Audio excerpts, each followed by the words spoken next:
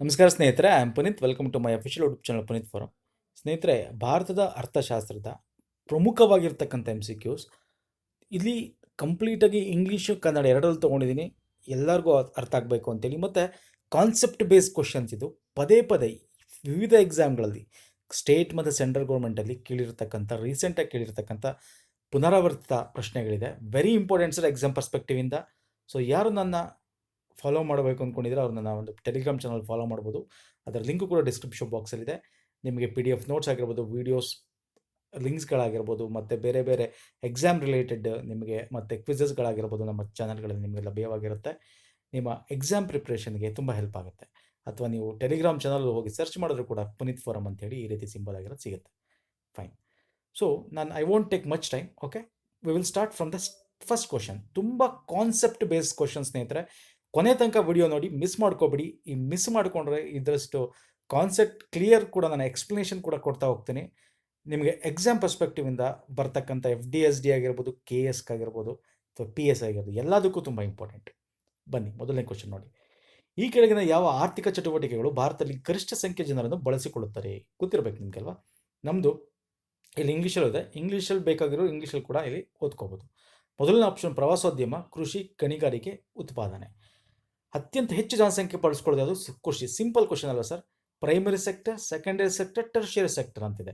ಪ್ರಾಥಮಿಕ ವಲಯ, ದ್ವಿತೀಯ ವಲಯ, ತೃತೀಯ ವಲಯ ಅಂತಿದೆ ಅಲ್ವಾ ಸರ್. ಸೊ ಇಲ್ಲಿ ಅತ್ಯಂತ ಹೆಚ್ಚು ಜನರು ಆಲ್ಮೋಸ್ಟ್ 49-50% ಜನ ನಮ್ಮ ಪ್ರಾಥಮಿಕ ವಲಯದಲ್ಲಿ ಇರ್ತಾರೆ. ಸೆಕೆಂಡರಿ ದ್ವಿತೀಯ ವಲಯದಲ್ಲೂ ಕೂಡ ಇರ್ತಾರೆ, ಮತ್ತು ತೃತೀಯ ವಲಯದಲ್ಲೂ ಕೂಡ ನಮಗೆ ಇರ್ತಾರೆ. ಅಂದರೆ ಜಾಸ್ತಿ ನಿಮಗೆ ಪ್ರಾಥಮಿಕ ವಲಯದಲ್ಲಿ, ಸೆಕೆಂಡರಿ ಸೆಕ್ಟರಲ್ಲಿ ಇದಕ್ಕಿಂತ ಸ್ವಲ್ಪ ಕಮ್ಮಿ ಅಂತಂದರೆ ಸೆಕೆಂಡ್ ನಮಗೆ ಜಾಸ್ತಿ ನಮಗೆ ಜನಸಂಖ್ಯೆ ಸಿಗೋದು ಸೆಕೆಂಡ್ ನಮ್ಮ ಸೆಕೆಂಡರಿ ಸೆಕ್ಟರ್ ಅಂದರೆ ಕೈಗಾರಿಕೆ ಪ್ರದೇಶಗಳಲ್ಲಿ. ಟರ್ಷರಿ ಅಂತಂದರೆ ಏನು ಕರಿತೀವಿ, ಸರ್ವಿಸ್ ಸೆಕ್ಟರ್ ಅಂತ ಏನು ಕರಿತೀವಿ, ತೃತೀಯ ವಲಯ ಅಂತ, ಅಲ್ಲಿ ನಮಗೆ ಇನ್ನೂ ಕಮ್ಮಿ ಜನ ಸಿಗ್ತಾರೆ.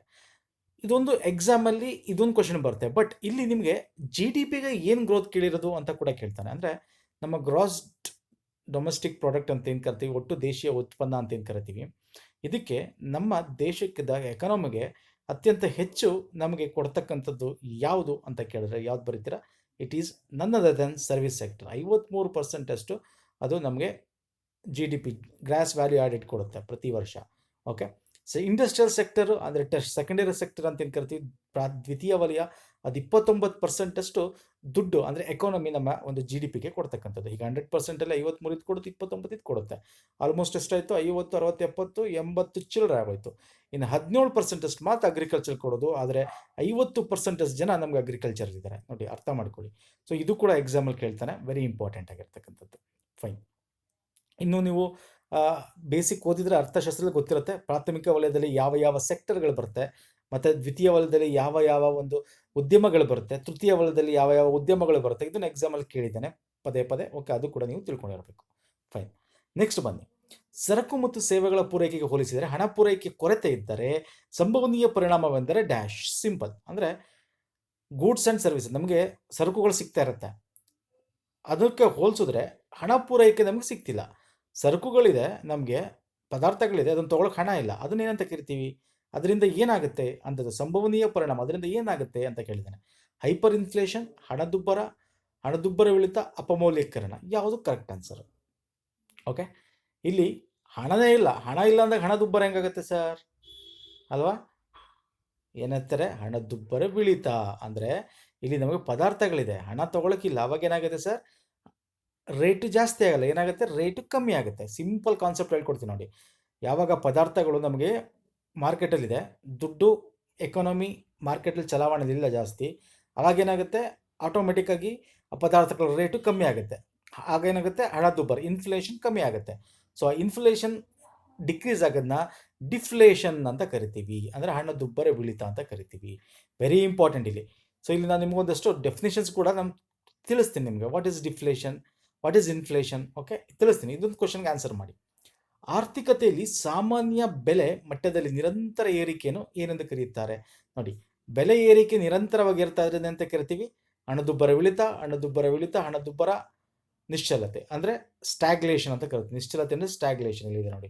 ಓಕೆ, ಡಿಸ್ಇನ್ಫ್ಲೇಷನ್ ಅಂದರೆ ಹಣದುಬ್ಬರದ ಇಳಿತ, ಅದು ಕೂಡ ಡಿಫ್ಲೇಷನ್ ಅಂದ್ರೆ ಕೂಡ ಹಣದುಬ್ಬರ ಇಳಿತ. ನಾವು ಲಾಸ್ಟ್ ನೋಡಿದ ಕ್ವಶನ್ ಅಲ್ವಾ? ಇದೆರಡಕ್ಕೆ ಏನು ಡಿಫ್ರೆನ್ಸು? ಫಸ್ಟ್ ನಾನು ಇದೆರಡಕ್ಕೆ ಏನು ಡಿಫ್ರೆನ್ಸು ಅಂತ ಹೇಳೋಕ್ಕಿಂತ ಮುಂಚೆ ನಾನು ನಿಮಗೆ ಇದಕ್ಕೆ ಆನ್ಸರ್ ಹೇಳ್ತೀನಿ. ಇದು ಸಿಂಪಲ್ ಕ್ವಶನ್. ಇಟ್ ಈಸ್ ಹಣದುಬ್ಬರ. ಯಾವಾಗಲೂ ಮಾರ್ಕೆಟಲ್ಲಿ ನಿರಂತರವಾಗಿ ಬೆಲೆ ಏರುತ್ತಾದರೆ ಹಣದುಬ್ಬರ ಅಂತೀವಿ, ಇನ್ಫ್ಲೇಷನ್ ಅಂತ ಕರಿತೀವಿ. ಸರ್, ಇದು ಡಿಸ್ಇನ್ಫ್ಲೇಷನ್ಗೂ ಡಿಫ್ಲೇಷನ್ಗೂ ಏನು sir difference? Simple sir. Deflation ಅಂದರೆ ನಿಮಗೆ ರೇಟ್ ಕಮ್ಮಿ ಆಗ್ತಾ ಇರುತ್ತೆ ಸರ್, ರೇಟ್ ಕಮ್ಮಿ ಆಗ್ತಾ ಇರುತ್ತೆ. Okay, rate very important concept sir ಇದು ಎಕ್ಸಾಮ್ ಪರ್ಸ್ಪೆಕ್ಟಿವ್ ಇಂದ. ಡಿಫ್ಲೇಷನ್ ಅಂದರೆ ರೇಟ್ ಅಂದರೆ ಇನ್ಫ್ಲೇಷನ್ ವಿರುದ್ಧ ಪದ ಅಂತ ಹೇಳ್ಬೋದು.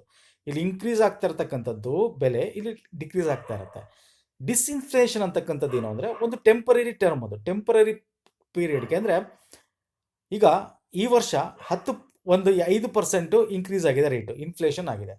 ನೆಕ್ಸ್ಟ್ ವರ್ಷ ಏನಾಗುತ್ತೆ ಗೊತ್ತಾ? 5% ಬದಲು 4% ಇನ್ಕ್ರೀಸ್ ಆಗುತ್ತೆ. ಅಂದರೆ ಈ ವರ್ಷಕ್ಕೂ ನೆಕ್ಸ್ಟ್ ವರ್ಷಕ್ಕೂ 1% ಡಿಕ್ರೀಸ್ ಇದೆ, ಬಟ್ +4% ಆಗಿದೆ. ಅಂದರೆ 4% ಇನ್ಕ್ರೀಸೇ ಆಗಿದೆ, ಆದರೆ 5%ಅಲ್ಲಿ ಒಂದು ಕಮ್ಮಿ ಆಗಿದೆ ಅಷ್ಟೇ, ಬಟ್ ಇನ್ಕ್ರೀಸ್ ಆಗ್ತಾ ಇದೆ ತಾನೆ. ಸೊ ಇದನ್ನು ಡಿಸ್ಇನ್ಫ್ಲೇಷನ್ ಅಂತ ಕರಿತೀವಿ. ಆದರೆ ಡಿಫ್ಲೇಷನ್ ಅಂದರೆ ಈಗ 5% ಇನ್ಕ್ರೀಸ್ ಈ ವರ್ಷ ಆಗಿದ್ರೆ ನೆಕ್ಸ್ಟ್ ವರ್ಷದಲ್ಲಿ -2% ಆಗುತ್ತೆ. ಓಕೆ, ನೆಕ್ಸ್ಟ್ ವರ್ಷ -1% ಆಗುತ್ತೆ. ಅಂದರೆ ಹಣ ದುಬ್ಬರ ಅಂತ, ಹಣದ ಒಂದು ರೇಟ್ ಬೆಲೆ ಏನಾಗುತ್ತೆ ಅಷ್ಟು ನೆಗೆಟಿವ್ ಬಂದ್ಬಿಡುತ್ತೆ. ಓಕೆ, ಅದನ್ನು ಡಿಫ್ಲೇಷನ್ ಅಂತ ಕರಿತೀವಿ. ಅಂದರೆ ಹಣದುಬ್ಬರ ಇಳಿತ ಅಂತ ಕರಿತೀವಿ. ಅರ್ಥ ಆಯ್ತಲ್ವಾ? ಮೋಸ್ಟ್ ಇಂಪಾರ್ಟೆಂಟ್ ಇದು. Inflation is general increase of all prices, different general decrease in all price across the economy. Stagflation ಅಂದ್ರೆ ಏನಿಲ್ಲ, rising prices and falling output. ಅಂದರೆ ನಮ್ಮ ಔಟ್ಪುಟ್ಟಲ್ಲಿ ಏನೂ ಸಿಗಲ್ಲ. ಸ್ಟ್ಯಾಗ್ಫ್ಲೇಷನ್ ಅಂತಂದರೆ ನಿಮಗೆ ಇಲ್ಲಿ ಏನಾಗುತ್ತೆ ಅಂದರೆ ಬೆಲೆಜು ಕೂಡ ಜಾಸ್ತಿ ಆಗ್ತಾರೆ. ಸಿಂಪಲ್ ಆಗಿ ಅರ್ಥ ಮಾಡ್ಕೊಳ್ಳಿ. ಬೆಲೆ ಜಾಸ್ತಿ ಆದಂಗೆ ನಿಮ್ಗೆ ಹಣ ಸಿಗಬೇಕು, ಹಣ ಸಿಗಲ್ಲ. ಅಲ್ಲಿ ಅನ್ಎಂಪ್ಲಾಯ್ಮೆಂಟು ಕೂಡ ಜಾಸ್ತಿ ಆಗುತ್ತೆ. ಅಂದರೆ ನಿಮಗೆ ನಿರುದ್ಯೋಗನೂ ಜಾಸ್ತಿ ಆಗುತ್ತೆ, ಬೆಲೆನೂ ಜಾಸ್ತಿ ಆಗುತ್ತೆ. ಸೊ ಇಂಥ ಪರಿಸ್ಥಿತಿ ಇವಾಗ ಕೋವಿಡ್ ಟೈಮಲ್ಲಿ ಆಯ್ತು ನೋಡಿ, ನಿರುದ್ಯೋಗನೂ ಇಲ್ಲ. ಇದನ್ನು ಸ್ಟ್ಯಾಗ್ಫ್ಲೇಷನ್ ಅಂತ ಕರಿತೀವಿ. ಓಕೆ, ವೆರಿ ಇಂಪಾರ್ಟೆಂಟ್ ನೋಡಿ. ಡಿಸ್ಇನ್ಫ್ಲೇಷನ್ ಅಂತಕ್ಕಂಥ temporary slowing of the price inflation. Temporarily ಏನಾಗುತ್ತೆ, ಸ್ವಲ್ಪ ಡೌನ್ ಆಗಿರುತ್ತೆ, ಆದರೆ ಪಾಸಿಟಿವ್ ಇರುತ್ತೆ, ಸ್ವಲ್ಪ ಡೌನ್ ಆಗಿರುತ್ತೆ. ಓಕೆ, ವೆರಿ ಇಂಪಾರ್ಟೆಂಟ್ ಕಾನ್ಸೆಪ್ಟ್ ಇದು. ಈ ಕ್ವಶನ್ದು ಅರ್ಥ ಮಾಡ್ಕೊಳ್ಳಿ. ಫೈನ್, ನೆಕ್ಸ್ಟ್ ಕ್ವಶನ್ ಹೋಗೋಣ ಬನ್ನಿ. ಬ್ಯಾಂಕಿಂಗ್ ನಿಯಂತ್ರಣ ಕಾಯ್ದೆಯನ್ನು ಭಾರತದಲ್ಲಿ ಡ್ಯಾಶ್ನಲ್ಲಿ ಅಂಗೀಕರಿಸಲಾಯಿತು. ಓಕೆ, ಬ್ಯಾಂಕಿಂಗ್ ರೆಗ್ಯುಲೇಷನ್ ಆ್ಯಕ್ಟ್ ಯಾವಾಗ ಬಂತು? 1949. ಸಿಂಪಲ್ ಕ್ವಶನ್ ಇದು, ಇದನ್ನು ಮಾತ್ರ ಮರಿಬಾರ್ದು. ವೆರಿ ಇಂಪಾರ್ಟೆಂಟ್ ಕ್ವಶನ್ ಇದು. 1949 RBI ಆ್ಯಕ್ಟ್ ಬರುತ್ತಲ್ಲ, ಸೊ ಆವಾಗ. ಭಾರತದ ಕೃಷಿಯ ಕೊಡುಗೆ ಆರ್ಥಿಕತೆ ಹೀಗಿದೆ. ಅಂದರೆ ನಮ್ಮ ಆರ್ಥಿಕತೆಗೆ ಕೃಷಿಯ ಕೊಡುಗೆ ಏನು ಅಂತ ಹೇಳಿ. The contribution of agriculture to India's economy ಏನು?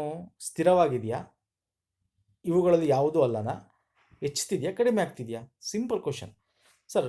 Day by day, year by year, year on year ಏನಾಗ್ತಾ ಇದೆ ಅಂದರೆ ಆರ್ಥಿಕತೆಗೆ ಕೃಷಿಯ ಕೊಡುಗೆ ಕಡಿಮೆ ಆಗ್ತಾ ಇದೆ. ವೆರಿ ಇಂಪಾರ್ಟೆಂಟ್, ಈ ಕಾನ್ಸೆಪ್ಟ್ಸ್ ಎಲ್ಲ ವೆರಿ ಇಂಪಾರ್ಟೆಂಟ್. ಸರ್ವಿಸ್ ಸೆಕ್ಟರ್ ಏನಾಗ್ತಾರೆ, ಇನ್ಕ್ರೀಸ್ ಆಗ್ತಾ ಇದೆ. ಅಂದರೆ ನಮ್ಮ ತೃತೀಯ ವಲಯದಲ್ಲಿ ಇನ್ಕ್ರೀಸ್ ಆಗ್ತಾ ಇದೆ. Okay, very important. ನೆಕ್ಸ್ಟ್ ಬನ್ನಿ. ಅಖಿಲ ಭಾರತ ಕೈಗಾರಿಕಾ ಉತ್ಪಾದನಾ ಸೂಚ್ಯಾಂಕದ ಲೆಕ್ಕಾಚಾರದ ಮೂಲ ಹಣಕಾಸು ವರ್ಷ ಕೇಳ್ತಾನೆ sir. Industrial index of industrial production ಅಂತ ಕರಿತೀವಿ. ಓಕೆ, ಭಾರತದ ಕೈಗಾರಿಕಾ ಉತ್ಪಾದನಾ ಸೂಚ್ಯಾಂಕ, ಅದರ ಮೂಲ ವರ್ಷ ಯಾವುದು? 2010ರಿಂದ 11, 4ರಿಂದ 5, 11ರಿಂದ 12, 2005ರಿಂದ 6. ದ ರೈಟ್ ಆನ್ಸರ್ 2011ರಿಂದ 12. Okay, C is the right answer. What is this index of industrial production? Sir, ಇಲ್ಲಿ ನಮ್ಮ ಒಂದು ಉದ್ಯಮಗಳೇನಿದೆಯಲ್ಲ, ಈಗ ನಾವು ಸಿಂಪಲ್ GDP ಕ್ಯಾಲ್ಕುಲೇಟ್ ಮಾಡ್ತೀವಿ ಅಲ್ವಾ, ನಮ್ಮ ದೇಶೀಯ ಒಟ್ಟು ಉತ್ಪನ್ನ ಕ್ಯಾಲ್ಕುಲೇಟ್ ಮಾಡ್ತೀವಿ. ಯಾರು ಮಾಡ್ತಾರೆ ಅದನ್ನ? NSO, ನ್ಯಾಷನಲ್ ಸ್ಟ್ಯಾಟಿಸ್ಟಿಕಲ್ ಆಫೀಸ್ ಮಾಡ್ತೀವಿ. ಏನಕ್ಕೆ ಮಾಡ್ತೀವಿ? ಸೊ ಹೆಂಗೆ ನಮ್ಮ ಒಂದು ಎಕನಾಮಿಕ್ ಗ್ರೋತ್ ಆಗಿದೆ, ಯಾವ್ಯಾವ ಸೆಕ್ಟ್ರಲ್ಲಿ ಏನಾಗಿದೆ ಅಂತ ಮಾಡ್ತೀವಿ ಅಲ್ವಾ sir? Simple.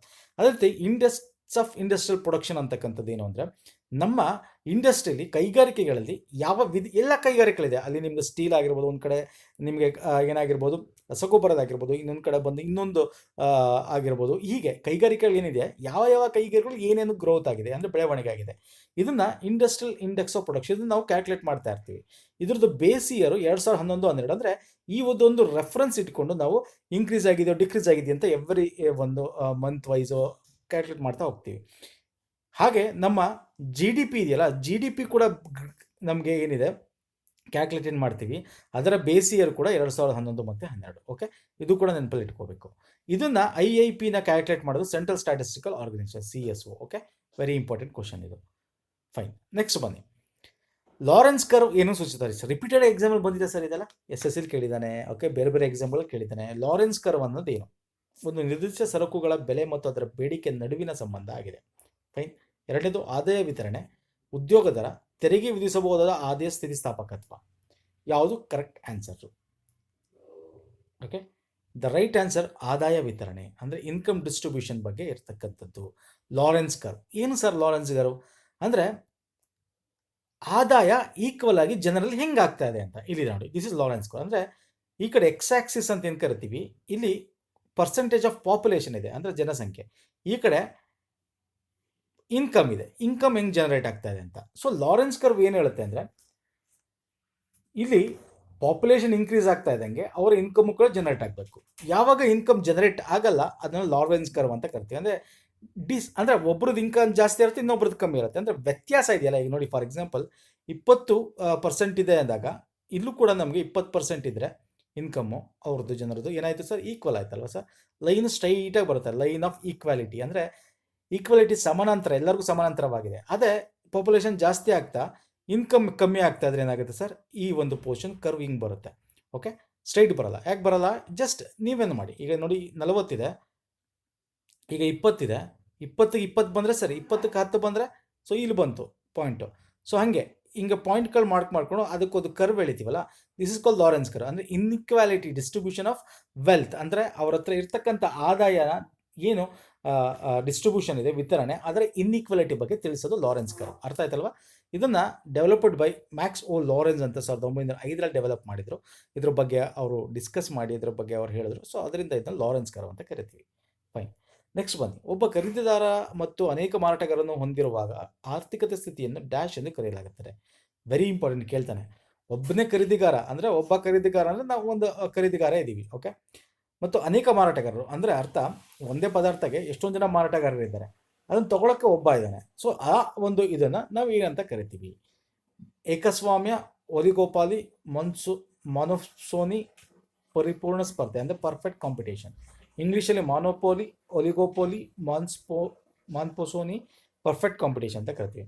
ಮೊನೊಪ್ಸೋನಿ is the right answer. ಮೊನೊಪ್ಸೋನಿ ಅಂದರೆ ಏನಂದರೆ ತುಂಬ ಜನ ಇರ್ತಾರೆ. ಇಲ್ಲಿ ಹೆಂಗಿರ್ತಾರೆ ಅಂತಂದರೆ ಮಾರಾಟ ಮಾಡ್ತಕ್ಕಂಥವ್ರು ತುಂಬ ಜನ ಇರ್ತಾರೆ, ತಗೊಳ್ಳೋರು ಒಬ್ಬರೇ. ಅಂದರೆ ಇದೇನಾಗುತ್ತೆ, ಇವರು ಹೆಂಗೆ ಅಂದರೆ ಅವರೇ ಮಾತಾಡಿಕೊಂಡು ರೇಟ್ ಎಲ್ಲರೂ ಒಂದೇ ಈಕ್ವಲ್ ಆಗಿರುತ್ತೆ. ಇಲ್ಲಿ ಏನಾಗುತ್ತೆ, ಇನ್ನೊಬ್ಬ ಕಾಂಪಿಟೇಟರ್ ಬರೋಕ್ಕೆ ಅವರು ಬಿಟ್ಕೊಳ್ಳಲ್ಲ, ಕಮ್ಮಿ ಇಟ್ಕೊಂಡು ಈಕ್ವಲ್ ಆಗಿ ಮಾಡಿರ್ತಾರೆ. ಖರೀದಿದಾರರ ಮತ ಒಬ್ಬನೇ ಇರ್ತದೆ. ಒಬ್ಬನೇ ಅಂದರೆ ನಾವು ಖರೀದಿ ಮಾಡ್ತಿರ್ತೀವಿ, ಅಂದರೆ ಪಬ್ಲಿಕ್ಕು. ಆದರೆ ಮಾರಾಟಗಾರರು ತುಂಬ ಜನ ಇದ್ದಾರೆ, ಬಟ್ ಎಲ್ಲರೂ ಏನು ಮಾಡಿದರೆ ಒಂದೇ ಥರ ರೇಟ್ಸ್ ಇಟ್ಕೊಂಡಿರ್ತಾರೆ. ಸೊ ಇದನ್ನ ಏನಂತ ಕರಿತೀವಿ, ಮಾನ್ಸ್ಪೋಸೋನಿ ಅಂತ ಕರಿತೀವಿ. Okay, very important. ಇಲ್ಲಿ ಒಂದಷ್ಟು ಡೆಫಿನೇಷನ್ ಕೂಡ ತಿಳ್ಕೊಳ್ಳಿ. ಮಾನೋಪೋಲಿ ಅಂದರೆ ನಿಮ್ಗೆ ಗೊತ್ತಿದೆ, it is a market situation. ಅಂದರೆ ಒಬ್ಬ ಪ್ರೊಡ್ಯೂಸರ್ ಅದನ್ನ ಪ್ರೊಡ್ಯೂಸ್ ಮಾಡ್ತಕ್ಕಂಥ ಒಂದು ಪದಾರ್ಥನ ಒಬ್ಬನೇ ಇರ್ತಾನೆ ಮ್ಯಾನುಫ್ಯಾಕ್ಚರಿಂಗ್ ಮಾಡೋದು, ತಗೊಳ್ಳೋರು ತುಂಬ ಜನ ಇರ್ತಾರೆ. ಅಂದರೆ ಇಲ್ಲಿ ಅವನು ಕಾಂಪಿಟೇಟರೇ ಇಲ್ಲ, ಅದನ್ನ ಮಾನೋಪೋಲಿ ಅಂತ ಕರಿತೀವಿ. ಅಲಿಗೋಪೋಲಿ ಅಂದರೆ it is a state of limited competition in which the market is shared by small number of producers or sellers. ಅಂದರೆ ಲಿಮಿಟೆಡ್ ಕಾಂಪಿಟೇಷನ್ ಇರುತ್ತೆ, ಒಂದು ಸೆಲ್ಲರ್ಸ್ಗಳು ಕೂಡ ಇರ್ತಾರೆ. ಇಲ್ಲಿ ನೋಡಿ, in economic condition when there is a one buyer and many seller is called monopsony. ಇದೇನಾಗುತ್ತೆ, ಅದು ಹೇಳಿದ್ನಲ್ಲ, ಒಬ್ಬ ಬೈಯರ್ ಇರ್ತಾನೆ, ತುಂಬ ಜನ ಸೇಲ್ ಮಾಡೋರಿರ್ತಾರೆ. ಅಂದರೆ ಮಾನೋಪೋಲಿಗೆ ಇದು ವಿರುದ್ಧವಾಗಿ, ಆಯಿತಾ. ಮಾನೋಪೋಲಿ ಅಂದರೆ ತುಂಬ ಜನ ಏನು ಮಾಡ್ತಾರೆ, ತಗೊಳ್ಳೋರು ಇರ್ತಾರೆ, ಆದರೆ ಒಬ್ಬನೇ ಮಾಡೋರು ಇರ್ತಾರೆ. ಇದು ಏನೋ ಅನ್ಬೋದು, ನಾವು ಆಪೋಸಿಟ್ ಅಂತ ಕರಿಬೋದು. Okay, very important. ಇದು ಅತಿ ದೊಡ್ಡ, ಹೆಚ್ಚು ಸುರಕ್ಷಿತ ಮತ್ತು ಹೆಚ್ಚು ಕ್ರೆಡಿಟ್ ಅರ್ಹ ಗ್ರಾಹಕರಿಗೆ ಬ್ಯಾಂಕ್ಗಳು ವಿಧಿಸುವ ಬಡ್ಡಿದರ ಅಲ್ಪಾವಧಿಯ ಸಾಲಗಳನ್ನು ಡ್ಯಾಶ್ ಎಂದು ಕರೆಯಲಾಗುತ್ತದೆ. ಅಂದರೆ ಇಂಟ್ರೆಸ್ಟ್ ರೇಟು ಕಮ್ಮಿ ಕೊಡ್ತಾರೆ ಶಾರ್ಟ್ ಟರ್ಮ್ ಲೋನ್ಸ್ಗೆ. ಲಾರ್ಜೆಸ್ಟ್ ಅಂದರೆ ಒಂದು ಕ್ರೆಡಿಟ್ ವರ್ತ್ ಕಂಪನಿಗಳಿಗೆ, ಅಂದರೆ ಕರೆಕ್ಟಾಗಿ ಅವರು ಟ್ರಾನ್ಸಾಕ್ಷನ್ ಮಾಡಿ ಕರೆಕ್ಟಾಗಿ ಸಾಲ ತೀರಿಸೋರಿಗೆ ಒಂದಷ್ಟು ಬಡ್ಡಿ ದರದಲ್ಲಿ ಕಮ್ಮಿ ಕೊಡ್ತಾರೆ. ಸೊ ಅದನ್ನು ಏನಂತ ಕರಿತೀವಿ, ಆ ಬಡ್ಡಿ ದರನೇ ಅಂತ ಕರಿತೀವಿ ಅಲ್ಪಾವಧಿ ಸಾಲಕ್ಕೆ, ಪ್ರೈಮ್ ಲೆಂಡಿಂಗ್ ರೇಟ್ ಅಂತ ಕರಿತೀವಿ. ವೇರಿಯಬಲ್ ದರ ಅಲ್ಲ, ಪ್ರೈಮ್ ಲೆಂಡಿಂಗ್ ದರ. ಓಕೆ, PMLR ಅಂತ ಕರಿತೀವಿ. Very important. ಓಕೆ, ಬೇಸಿಕ್ ಒಂದು ಏನು ಮಾಡ್ತೀವಿ, ಒಂದು ಇದು ಏನೋ ಇಂಟ್ರೆಸ್ಟ್ ರೇಟಲ್ಲಿ ನಾವು ಕೊಡ್ತಕ್ಕಂಥದ್ದು, ಅದು ಎಲ್ಲರಿಗೂ ಕೊಡೋಕ್ಕಾಗಲ್ಲ ಅದು. ಓಕೆ, ನೆಕ್ಸ್ಟು, ಬಂಡವಾಳ ವೆಚ್ಚದಲ್ಲಿ ಗಣನೀಯ ಹೆಚ್ಚಳ ಅಥವಾ ಆದಾಯ ಕೊರತೆಗೆ ಡ್ಯಾಶ್ ಕಾರಣವಾಗುತ್ತೆ. ಫೈನ್. ಬಂಡವಾಳ ವೆಚ್ಚ ಅಂದರೆ ಕ್ಯಾಪಿಟಲ್ ಎಕ್ಸ್ಪೆಂಡಿಚರ್ ಅಂತ ಕರಿತೀವಿ. ಓಕೆ, ಬಂಡವಾಳ ಅಂದರೆ ಕ್ಯಾಪಿಟಲ್ ಎಕ್ಸ್ಪೆಂಡಿಚರ್ಗೂ ರೆವೆನ್ಯೂ ಎಕ್ಸ್ಪೆಂಡಿಚರ್ಗೂ ಡಿಫ್ರೆನ್ಸ್ ಗೊತ್ತಿರಬೇಕು ನಿಮಗೆ. ರೆವೆನ್ಯೂ ಅಂದರೆ ಏನು ಸರ್, ಹಣಕಾಸು. ಹಣಕಾಸು ಅಂದರೆ ಸುಮ್ಮನೆ ದುಡ್ಡನ್ನ ನಾವು ಖರ್ಚು ಮಾಡ್ತೀವಿ, ಅದರಿಂದ ಇನ್ಕಮ್ ಬರಲ್ಲ. ಈಗ ನಾವು ಸ್ಯಾಲ್ರಿ ಕೊಡ್ತೀವಿ, ಇನ್ಯಾವುದಕ್ಕಾರು ವ್ಯವಸ್ಥಿವಿ. ಸೊ ಆದರೆ ಇಲ್ಲಿ ಬಂಡವಾಳ ಅಂದರೆ ಇಲ್ಲಿ ಯಾವ್ದಾದ್ರು ಒಂದು ಬಿಲ್ಡಿಂಗ್ ಕಟ್ಟೋದು, ಯಾವ್ದಾದ್ರು ಫ್ಯಾಕ್ಟ್ರಿ ಕಟ್ಟೋದು ಸರ್ಕಾರ. ಸೊ ಅದರಿಂದ ಇನ್ಕಮು ಇವತ್ತರ ನಾಳೆ ಜನರೇಟ್ ಆಗುತ್ತೆ. That is called capital expenditure. Okay, ಇಲ್ಲಿ ರೆವೆನ್ಯೂ ಡಿಫಿಷಿಯೇಟ್ ಅಂತ ಏನು ಹೇಳ್ತಾ ಇದ್ದಾರೆ, ಆದಾಯ ಕೊರತೆ ಅಂತ ಏನು ಹೇಳ್ತಾರೆ, ಅದನ್ನು ಫಿಸಿಕಲ್ ಡಿಫಿಷಿಯೇಟ್ ಅಂತ ಕರಿತೀವಿ, ಹಣಕಾಸಿನ ಕೊರತೆ ಅಂತ ಕರಿತೀವಿ. ಸರ್ ಇಲ್ಲಿ ಮುಖ್ಯವಾಗಿ ನೀವು ಬಡ್ಜೆಟ್ ಡಿಫಿಷಿಯೇಟು, ಫಿಸಿಕಲ್ ಡಿಫಿಷಿಯೇಟು, ಇವೆಲ್ಲ ನೀವು ತಿಳ್ಕೊಬೇಕಾಗತ್ತೆ. ರೆವೆನ್ಯೂ ಡಿಫಿಷಿಯೇಟು ಏನು ಅಂತ ಇದಕ್ಕೂ ಫಸ್ಟ್ ನಾನು ಸ್ವಲ್ಪ ಎಕ್ಸ್ಪ್ಲೇನ್ ಮಾಡ್ಬಿಡ್ತೀನಿ. Very important. ಬಡ್ಜೆಟ್ ಡಿಫಿಷಿಯೇಟ್ ಅಂದರೆ ಏನಿಲ್ಲ, ಟೋಟಲ್ ಎಕ್ಸ್ಪೆಂಡಿಚರ್ ಏನು ಅವರು ವೆಚ್ಚ ಮಾಡ್ತಾರೆ ಸರ್ಕಾರದಿಂದ, ಟೋಟಲ್ ರಿಸಿಪ್ಟ್ ಏನು ಸಿಗುತ್ತೆ ಅದನ್ನು ಬಡ್ಜೆಟ್ ಡಿಫಿಷಿಯೇಟ್ ಅಂತ ಕರಿತೀವಿ. ಟೋಟಲ್ ರಿಸಿಪ್ಟ್ ಅಂದರೆ ನಾವೇನು ತಗೋತಾರೆ ಸರ್ಕಾರ, ಅದು ವಿತ್ ಸಾಲದಿಂದ ಆಗಿರ್ಬೋದು, ಇಲ್ಲ ಟೋಟಲ್, ಓಕೆ, ಅಥವಾ ಬಡ್ಡಿ ನಾವು ಯಾರಿಗಾರು ಬಡ್ಡಿ ಕೊಟ್ಟಿರೋ ಸರ್ಕಾರ ಅದಕ್ಕೆ ಬಡ್ಡಿ ಬಂದಿರೋದಾಗಿರ್ಬೋದು, ಎಲ್ಲ ಸೇರಿ, ಓಕೆ. ರೆವಿನ್ಯೂ ಅಂದರೆ ಸಿಂಪಲ್, ಹಣಕಾಸಿನ ಕೊರತೆ ಅಂತ ಏನು ಕರಿತೀವಿ ಅದು ರೆವೆನ್ಯೂ ಎಕ್ಸ್ಪೆಂಡಿಚರ್. ಅಂದರೆ ನಮಗೇನು ಹಣಕಾಸಿನ ವ್ಯವಸ್ಥೆವಿ ಸಮಾಜಕ್ಕೆ ಖರ್ಚು ಮಾಡ್ತೀವಿ, ಜೊತೆಗೆ ನಮಗೆ ಆ ಸಮಾಜದಿಂದ ಏನು ಬಂತು ಅಂದರೆ ನಮಗೆ ಇನ್ಕಮ್ ಮೇನ್ ಬಂತು. ಸೊ ಅಂದರೆ ರೆವೆನ್ಯೂ ಏನು ಟ್ಯಾಕ್ಸಿಂದ ಜನರೇಟ್ ಆಗುತ್ತೆ, ಮತ್ತೊಂದೇನು ಜನರೇಟ್ ಆಗುತ್ತೆ, ಇಂಡೈರೆಕ್ಟ್ ಟ್ಯಾಕ್ಸು, ಡೈರೆಕ್ಟ್ ಟ್ಯಾಕ್ಸಿಂದ, ಅಲ್ಲ ನೇರ ಮತ್ತು ಪರೋಕ್ಷ ತೆರಿಗೆಯಿಂದ, ಅದನ್ನ ರೆವೆನ್ಯೂ ಡಿಫಿಷಿಯೇಟ್ ಅಂತ ಕರಿತೀವಿ. ಫಿಸ್ಕಲ್ ಅನ್ನೋದಿದೆಯಲ್ಲ, ಇದು ಬಡ್ಜೆಟ್ ಮತ್ತು ರೆವೆನ್ಯೂ ಎರಡು ಸೇರಿಸಿ ಟೋಟಲ್ ಎಕ್ಸ್ಪೆಂಡಿಚರು ಮೈನಸ್ ಟೋಟಲ್ ರಿಸಿಪ್ಟ್ಸು. ಆದರೆ ಬಾರೋಯಿಂಗ್ ಇಲ್ಲ ಇದರಲ್ಲಿ. ಫಿಸಿಕಲ್ ಡಿಫಿಷಿಯೇಟಲ್ಲಿ ಬಾರೋಯಿಂಗ್ ಇಲ್ಲ. ಬಾರೋಯಿಂಗ್ ಅಂದರೆ ಸರ್ ಟೋಟಲ್ ಎಕ್ಸ್ಪೆಂಡಿಚರ್ ಅಂದರೆ ಎಷ್ಟು ವೆಚ್ಚ ಮಾಡ್ತೀವಿ ನಾವು, ಅದು ಜಾಸ್ತಿ ಇರುತ್ತೆ ಒಂದೊಂದು ನಾವು ಮಾಡೋದು ಯಾವಾಗಲೂ. ನಾವು ತಗೊಳ್ತಕ್ಕಂಥ ದುಡ್ಡು ಪಬ್ಲಿಕ್ಕಿಂದ ಕಮ್ಮಿ ಇರುತ್ತೆ. ಇವಾಗ ಅದಕ್ಕೆ ಸರಿದೂಗಿಸ್ಬೇಕಂದ್ರೆ ಏನು ಮಾಡಬೇಕು, ಹೊರಗಡೆಯಿಂದ ಸಾಲ ತೊಗೋಬೇಕು. ಅದು RBI ಆಗಿರ್ಬೋದು, ಹೊರ ದೇಶದಿಂದ ಆಗಿರ್ಬೋದು, ಅಲ್ವಾ, ಅಥವಾ ಜನರಿಂದ ಆಗಿರ್ಬೋದು. ಈ ಒಂದು ಪರಿಸ್ಥಿತಿಲಿ ಈ ಸಾಲ ತೊಗೊಳೋದು ಬಿಟ್ಟು ಏನು ಮೈನಸಲ್ಲಿ ಇರ್ತೀವಿ ಅದನ್ನು ನಾವು ಫಿಸಿಕಲ್ ಡಿಫಿಷಿಯೇಟ್ ಅಂತ ಕರಿತೀವಿ, ವಿತ್ತೀಯ ಕೊರತೆ ಅಂತ ಕರಿತೀವಿ. ಪ್ರೈಮರಿ ಡಿಫಿಷಿಯೇಟ್ ಅಂತ ಒಂದಿದೆ, ಅದು ಫಿಸಿಕಲ್ ಡಿಫಿಷಿಯೇಟ್ ಏನಿದೆ ಸರ್, ಮೈನಸ್ ಇಂಟ್ರೆಸ್ಟ್ ಪೇಮೆಂಟ್. ಅಂದರೆ ನಾವೇನು ಇಂಟ್ರೆಸ್ಟ್ ಪೇಮೆಂಟ್ ಕಟ್ಟಿರ್ತೀವಲ್ಲ ಅದನ್ನು ತೆಗೆದ್ರೆ ನಮಗೆ ಪ್ರೈಮರಿ ಕೊರತೆ ಅಂದರೆ ಪ್ರಾಥಮಿಕ ಕೊರತೆ ಸಿಗುತ್ತೆ. ಇವೆಲ್ಲ ನಮಗೆ ಬಡ್ಜೆಟರಿ ಟರ್ಮ್ಸು, ವೆರಿ ಇಂಪಾರ್ಟೆಂಟ್. ಬಡ್ಜೆಟ್ ಬಗ್ಗೆ ಕ್ವಶನ್ಸ್ ಬಂದರೆ ಇದ್ರ ಮೇಲೆ ಬರ್ತವೆ. ಬಡ್ಜೆಟ್ ಡಿಫಿಷಿಯೇಟ್ ಅಂದ್ರೇನು, ರೆವೆನ್ಯೂ ಅಂತಂದ್ರೇನು, ಫಿಸಿಕಲ್ ಅಂದ್ರೇನು, ಪ್ರೈಮರಿ ಅಂದ್ರೆ ಇದು ಗೊತ್ತಿರಬೇಕು ಸ್ನೇಹಿತರೆ, ವೆರಿ ಇಂಪಾರ್ಟೆಂಟ್. ನಿಮ್ಗೆ ಗೊತ್ತಿಲ್ಲ ಅಂದರೆ ಹೇಳಿ, ಇನ್ನೊಂದು ಸಲ ಬಡ್ಜೆಟ್ ಬಗ್ಗೆ, ಬಡ್ಜೆಟ್ ಅಂದ್ರೇನು, ಅದರಲ್ಲಿ ಏನೇನು ಬರುತ್ತೆ, ಹೆಂಗೆ ಡಿವೈಡ್ ಮಾಡ್ತಾರೆ, ಈ ಕೊರತೆಗಳಂದ್ರೇನು, ಆದಾಯಗಳಂದ್ರೇನು, ಯಾವುದಿದ್ರೆ ನಮಗೆ ಒಳ್ಳೆಯದು, ಯಾವುದಿದ್ರೆ ಕೆಟ್ಟದ್ದು, ಹೀಗೆ ಬಡ್ಜೆಟ್ ಬಗ್ಗೆ ಸಂಪೂರ್ಣ ವಿವರ ಒಂದು ವಿಡಿಯೋ ಬೇಕು ನಿಮಗೆ ಅಂತಂದರೆ, ಅದರ ಟರ್ಮ್ಸ್ ಎಲ್ಲ ನಿಮ್ಗೆ ಗೊತ್ತಾಗಬೇಕು ಅಂದರೆ ಕಮೆಂಟಲ್ಲಿ ಎಷ್ಟು ಹೆಚ್ಚು ಕಮೆಂಟ್ ಮಾಡ್ತೀರಾ. ಈಗ ಹಿಂಗೆ ಎನ್ವೇಸ್ ನಂಗೆ ನೆಕ್ಸ್ಟ್ ಮಂತು ಬಡ್ಜೆಟ್ ಬರ್ತಾ ಇದೆ ಕೇಂದ್ರ ಸರ್ಕಾರದ್ದು. ಸೊ ಅದಕ್ಕಿಂತ ಮುಂಚೆ ನಾನು ನಿಮಗೆ ಅದ್ರ ಬಗ್ಗೆ ಡೀಟೇಲ್ ಕೊಡ್ತೀನಿ. ಆಗ ನಿಮ್ಗೆ ಏನಾಗುತ್ತೆ, ಕೇಂದ್ರ ಸರ್ಕಾರ ಬಡ್ಜೆಟ್ ಮಂಡಿಸಿದಾಗ ಅದ್ರ ಬಗ್ಗೆ ಡೀಟೇಲ್ ಆಗಿ ನಿಮಗೆ ಕಂಪ್ಲೀಟಾಗಿ ಅರ್ಥ ಆಗುತ್ತೆ. Okay, fine. ನೆಕ್ಸ್ಟ್ ಕ್ವಶನ್ ಬನ್ನಿ. ಸಂಸ್ಥೆಗಳ ಉತ್ಪಾದಕತೆ ಹೆಚ್ಚಾದ ಆರ್ಥಿಕ ಪರಿಣಾಮ ಏನು? ಅಂದರೆ ಒಂದು ಸಂಸ್ಥೆ, ಒಂದು ಫ್ಯಾಕ್ಟ್ರಿ ಅಂದ್ಕೊಳ್ಳಿ, ಉತ್ಪಾದಕತೆ ಜಾಸ್ತಿ ಆದರೆ ಆರ್ಥಿಕತೆ ಮೇಲೆ ಏನು ಪರಿಣಾಮ ಬೀರುತ್ತೆ ನಮ್ಮ ದೇಶದ ಆರ್ಥಿಕತೆ ಮೇಲೆ ಅಂತ. ಓಕೆ, ಮೊದಲನೇದು, ಒಟ್ಟು ದೇಶೀಯ ಉತ್ಪನ್ನದಲ್ಲಿ ಯಾವುದೇ ಬದಲಾವಣೆ ಇಲ್ಲ. ತಪ್ಪು ಅಲ್ವಾ? ಬದಲಾವಣೆ ಆಗುತ್ತೆ, ಒಟ್ಟು ದೇಶೀಯ ಉತ್ಪನ್ನ ಹೆಚ್ಚಳ ಆಗುತ್ತೆ. ಎಸ್, ಇದು ಕರೆಕ್ಟು. ಒಟ್ಟು ದೇಶೀಯ ಉತ್ಪನ್ನದಲ್ಲಿ ಇಳಿಕೆ, ನೋ, ಇದು ತಪ್ಪು. ಪರಿಣಾಮ ರಾಷ್ಟ್ರಗಳು ಮತ್ತು ಅವರ ಆರ್ಥಿಕ ಪರಿಸ್ಥಿತಿ ಬದಲಾಗಬಹುದು, ನೋ, ಇದು ತಪ್ಪು. ಸೊ ಕರೆಕ್ಟ್ ಆನ್ಸರ್ ಒಟ್ಟು ದೇಶೀಯ ಉತ್ಪನ್ನ ಅಂದರೆ ನಮ್ಮ ಗ್ರಾಸ್ ಡೊಮೆಸ್ಟಿಕ್ ಪ್ರಾಡಕ್ಟ್, GDP ಏನಾಗುತ್ತೆ, ಇನ್ಕ್ರೀಸ್ ಆಗುತ್ತೆ. ಸಿಂಪಲ್ ಅಲ್ವಾ ಸರ್? ಒಂದು ಕಾರ್ಖಾನೆಯಲ್ಲಿ ಉತ್ಪಾದನೆ ಜಾಸ್ತಿ ಆಯಿತು ಅಂದರೆ ಸೇಲ್ ಜಾಸ್ತಿ ಆಗುತ್ತೆ. ಸೇಲ್ ಜಾಸ್ತಿ ಆಗ್ತಾ ಇದೆ ಅಂತಂದರೆ ಅಲ್ಲಿ ಏನಾಗ ಎಂಪ್ಲಾಯ್ಮೆಂಟ್ ಜನ್ರೇಷನ್ ಆಗುತ್ತೆ. ಎಂಪ್ಲಾಯ್ಮೆಂಟ್ ಜನ್ರೇಷನ್ ಆಗ್ತಾ ಇದೆ ಅಂತಂದರೆ ಅಲ್ಲಿ ದುಡ್ಡು ಜನರೇಷನ್ ಜಾಸ್ತಿ ಆಗ್ತಾ ಇದೆ. ಸೊ ದುಡ್ಡು ಎಕಾನಮಿ ಜಾಸ್ತಿ ಆಗ್ತಾ ಇದೆ, ನಮ್ಮ GDP ಜಾಸ್ತಿ ಆಗುತ್ತೆ ಅಲ್ವಾ ಸರ್? ಸಿಂಪಲ್. ನೆಕ್ಸ್ಟ್ ಬನ್ನಿ. ಯಾವ ಮಾರುಕಟ್ಟೆ ರೂಪದಲ್ಲಿ ಮಾರುಕಟ್ಟೆ ಅಥವಾ ಉದ್ಯಮವು ಒಂದೇ ಮಾರಾಟಗಾರರಿಂದ ಪ್ರಾಬಲ್ಯ ಹೊಂದಿದೆ? ನೋಡಿ, ಸಿಂಪಲ್. ಒಂದೇ ಮಾರಾಟಗಾರ ಇದ್ದಾನೆ ಅಂದರೆ ಏನು ಸರ್? ಏಕಸ್ವಾಮ್ಯ ಅಲ್ವಾ ಸರ್?